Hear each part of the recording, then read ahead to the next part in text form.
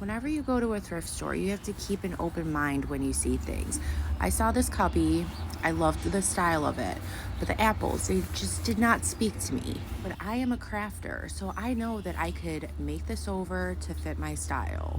And a little bit of chalk paint is all you need. They sell small bottles of chalk paint at Walmart for less than $2. So anybody could make over anything that they find at a thrift store for super cheap.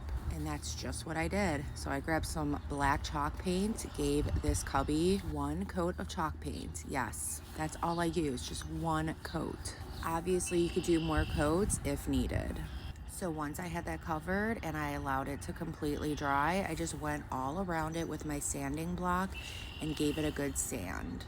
I like that weathered look. I like to see my chalk paint with a little bit of that original wood peeking through, so that's why I did that. And I mean, I'm just gonna let the product speak for itself, but the transformation is already looking flawless. Using my Cricut machine, I then made a couple of primitive star stencils. I'm just gonna place that on each side of my cubby. Protect the outer edge to make sure that you don't go outside of your stencil. And then using a Dollar Tree cut up sponge and using some Waverly chalk paint in the color plaster. And again, you could get small bottles of this paint for less than $2 at Walmart. I just applied that paint over my stencil, peeled it off, and allowed it to dry. Grabbed a couple of mason jars. Pretty sure I got these from a thrift store as well.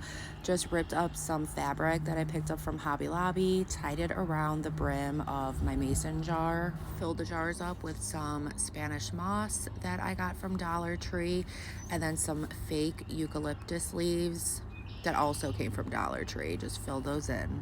And also I had these already rusty stars that I picked up from Amazon.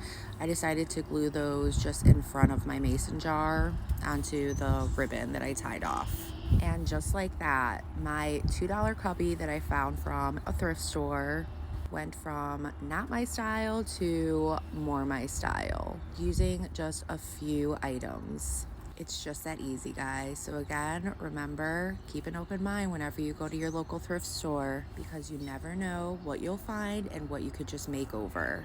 I hope this video inspires you. If it did, please be sure to sprinkle the love. Thank you so much, and I hope y'all have a good rest of your day. Thanks. Bye.